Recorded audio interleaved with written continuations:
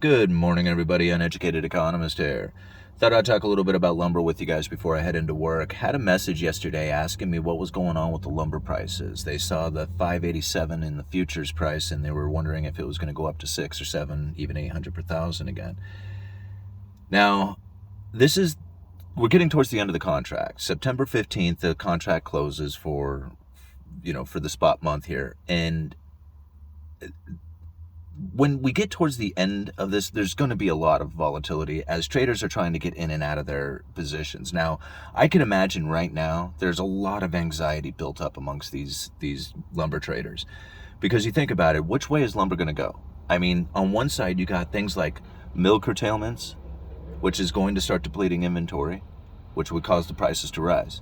You got inventory for homes that is incredibly low, which is causing, along with, interest rates being low, causing house prices to be incredibly elevated, which would seem to me that if you were a builder, that now would be the time to build because you could sell your homes at the most expensive price. But there's a lot of headwinds that are going on with it. You got this moratorium ending. That's going to provide a lot of, inventory. If foreclosures, or not foreclosure, but the forbearances, if, the forbearances end and the people don't want to have their homes go into foreclosure if they cannot make the back payments, they'll probably sell their home, especially considering what they can get for a price right now. You got the Federal Reserve and their mortgage-backed securities. Like, if those come to an end of purchases come November, I mean, there's the middle of winter, we could see a lot more housing inventory coming up between the ending of the moratoriums and the ending of the mortgage-backed security purchases. There's a lot of stuff that could be taking place there that would cause like home prices to drop. Now, if that takes place, then most builders are probably going to look at that and say, well, I don't want to, take out a loan for a house with the projection of it being worth this much, but then when it comes time to sell, I can only get this much because the properties are dropping that much. So that would make builders very nervous to be in that kind of situation. And when you see prices rising like as fast as they have over the last year, I mean, everybody is saying it, man, we've gone too far too fast. I mean, everybody seems to say it. So what can you expect going into the future? Well, I do expect that there's going to be builders who want to take advantage of the high prices if the logistics were there. If you could get your siding, if you could get your doors and windows, if you could get the things in a timely manner, then I would imagine that builders would be going gung-ho. They would be trying to take advantage of the situation. But it's very difficult right now. Now, granted, there are a lot of ways to build a house.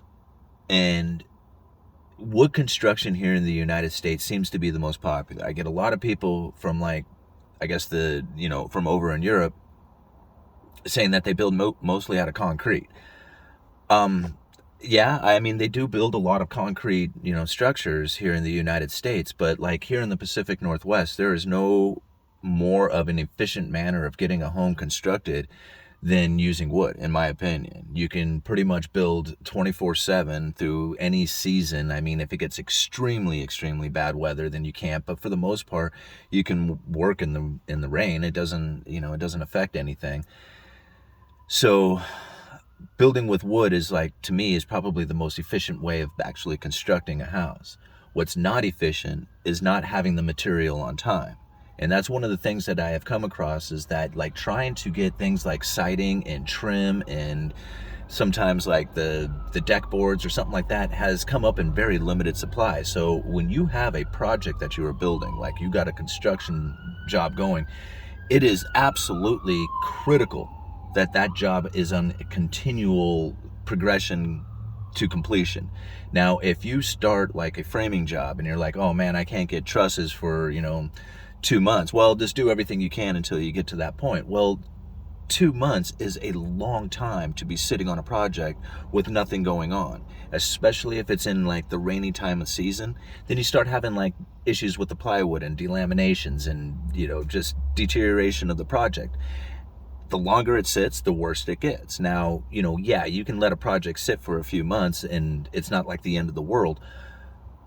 but it's not healthy for the project. It's not healthy for the house. You know, the faster it gets completed, the faster it gets dried in, the better it is. And fiber cement siding is probably the most popular siding here in the Pacific Northwest.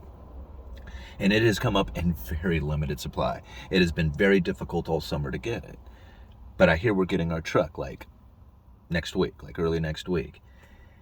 And I'm thinking, man, that's awesome, because there is a huge demand for this stuff. I'd imagine it's probably going to be flying out the door as soon as we get it. And he says, and I'm talking with another salesman about this, and he says, yeah, you're right, because we got another one coming in November. And I'm like, whoa, how long ago did you order these trucks? And it was like months ago. And I thought, man, that's like almost not necessarily because you have so much sold, but that's like, I'm thinking about the other yards doing that. And so it's like order after order after, you see like the huge demand that comes from it, even though really they probably only need the one truck. But because they know that they're going to sell a huge amount of it, you might as well have the backup truck right behind it, because you know you're going to deplete that first one. But I got to thinking about it. I was just like, well, what if the customers out there, like, because you have them constantly calling and asking, is it in, is it in? What if they found it? What if they traveled 500 miles to get this stuff and they were able to find it someplace and they were able to get it? Like, say a lot of the customers were able to acquire the things over the last few months that they were needing, that we see as demand coming because we're constantly having them asking for it, but yet they already acquired it. Now what happens? You see? Now, I don't think that's going to happen because we're still getting the calls in, but I'm just, hypothesizing like what could possibly, come from a situation like that. Anyway, I got to go into work. Uneducated Economist. You guys let me know.